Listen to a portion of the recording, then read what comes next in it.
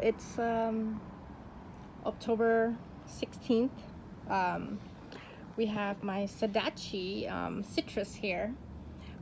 It outside looks like a cardamom, but you can tell inside it is not orange in color, so it's not a cardamom. But I'm testing lots of cool hardy citrus that can grow here, hopefully outside, we shall see.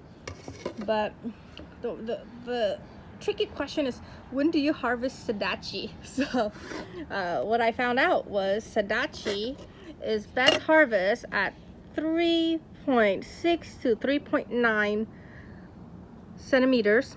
You can see it's ideal. You don't want it to ripen, means it actually turns to a yellow color.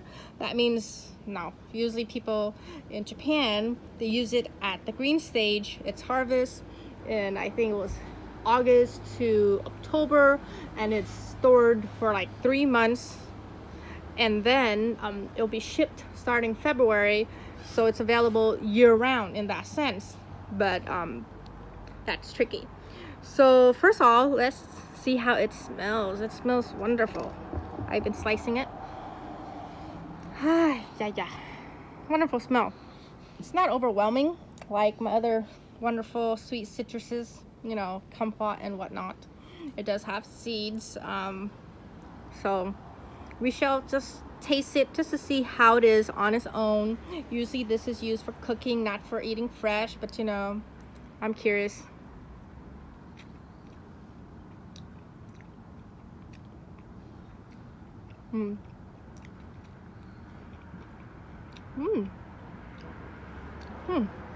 So interesting.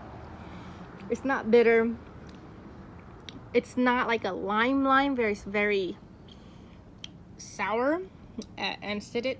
It's just right. You know, it does very much remind me of a not fully ripened kumquat. It's very much, the rind is edible. It's aromatic. I can't pronounce today. There's something. I'll just quit that word. It's not working to me today. So one of the simplest recipe how Japanese people use their Sudachi is a little bit on their rice. Here I have some seaweed, a little bit of salt, and sesame, roasted sesame. So let's just squeeze it on. Obviously, don't eat the seeds. Oh, and I forgot to mention, people usually hear of a zazu. That one you can plant it right outside, but I just can't get over the things aren't working very well for me today. They can plant it outside. Oops, come here. It's stuck. It's too slippery. Why did I bring my spoon? So silly of me. You know, in the middle of the video, I'm not getting a spoon. It's just too much work. So let's have a bite. I've got to figure out how to swoop this on. Swoop this. We're gonna go really eco-friendly right here, okay? We're gonna this is my spoon, okay? There you go.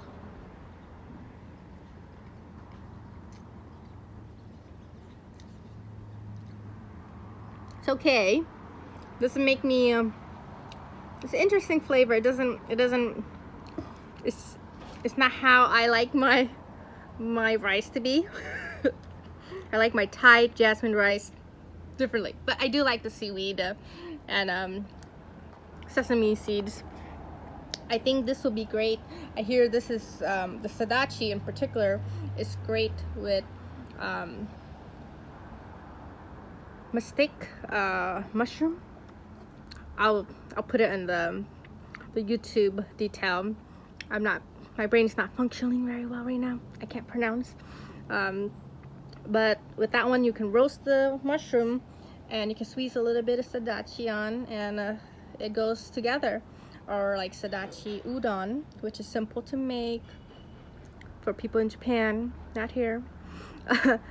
in that sense. So I think what I want to do is just to see, does this grow well for outside in our area without having any frost damage. Otherwise, I think this is great to grow compared to cardamom, where it is for zone 9 and up. These are grafted on flying dragons, so they're more hardy, so hopefully they'll be okay for zone 8B where I'm at.